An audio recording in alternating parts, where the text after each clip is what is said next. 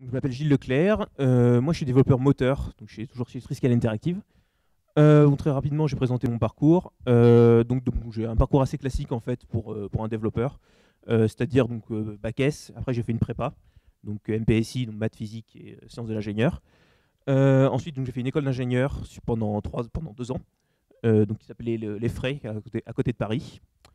Et ensuite, donc, j'ai décidé de me spécialiser en développement de jeux vidéo en allant donc, à l'université du Staffordshire en Angleterre, donc pendant un an. Donc, je pense que c'est important de spécialiser en fait, comme l'a dit Titouan, il y a beaucoup de candidats, peu de place. Faut essayer de mettre le plus de chances de son côté, donc se spécialiser, c'était vraiment important. Donc, mon expérience personnelle, en fait, donc d'abord, j'ai participé à l'Imagine Cup. Donc, je ne sais pas si vous connaissez ça.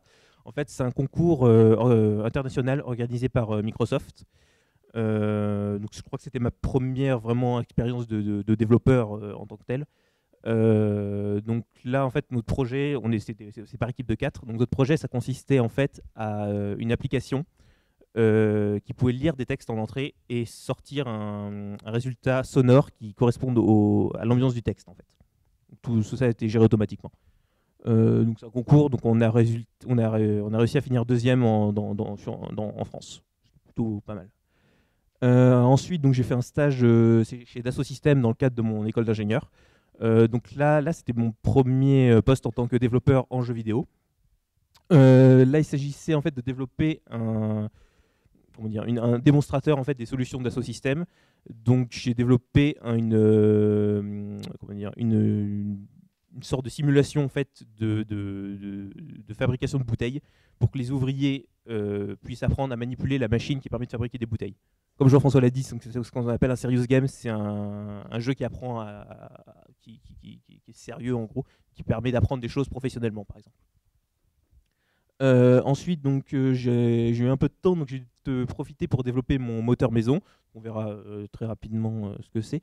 C'est ce qui, en gros, permet de faire tourner les jeux. C'est assez dur à expliquer, mais les jeux sont en général basés sur une base, et ça, c'est vraiment le moteur. Après, on peut construire beaucoup de jeux à partir d'un seul moteur, en fait. C'est ça le point important. Et ensuite, donc, pendant mon année en Angleterre, j'ai pu faire donc, une thèse de master, donc une étude de la performance de la génération d'atmosphère dans les jeux. Bon, c'est un titre très compliqué, donc je vais montrer juste un écran. Un screen. Voilà. Donc c'est ça. Donc en fait, il s'agissait en fait de reproduire une atmosphère autour de planètes, donc un objet rond. Voilà. Et donc, il y avait le Soleil qui en fait tournait autour de la planète, et donc voilà. Ça simulait vraiment les couleurs de. Donc ça, c'est beaucoup de ce qu'on appelle de bas niveau, de shader. Donc c'est vraiment le but de développer un moteur. Donc comme c'est marqué, mon but c'est vraiment d'aider à développer les fonctionnalités. Donc, par exemple, j'ai beaucoup travaillé avec Titouan pour qu'il puisse travailler lui-même, et j'ai aussi aidé les artistes à intégrer leur création. Donc moi j'ai un boulot très important sur l'architecture. Donc l'architecture, pour vous donner une idée, c'est vraiment réussir à penser comment va être construit le jeu. C'est assez dur à expliquer, mais c'est comme ça, c'est essayer de faire la meilleure manière pour construire un jeu. On doit aussi travailler avec beaucoup de bibliothèques graphiques. Donc là, Direct 3D, OpenGL. Donc là, par exemple, ce que vous avez vu avant, ça tournait sous Direct 3D. Donc les bibliothèques graphiques, en fait, ça permet tout simplement d'afficher des objets à l'écran, que ce soit en 3D ou en 2D. Ça, c'est beaucoup de maths, beaucoup de maths, essentiellement du calcul matriciel, si vous connaissez un petit peu. Voilà. On a aussi donc la gestion des entrées clavier-souris, et ça peut être autre chose, par exemple la gestion des sons, ou tout simplement quelque chose beaucoup plus simple, genre le portage console ou ce genre de choses. Et donc oui, c'est du développement bas niveau, c'est-à-dire que en fait, on est plus proche du langage de la machine. Je ne sais pas si c'est clair. On n'est plus comme on a vu, dans un langage objet. On est vraiment plus bas niveau. Donc c'est vraiment ligne par ligne. Essayer de comprendre les choses, c'est plus compliqué entre guillemets.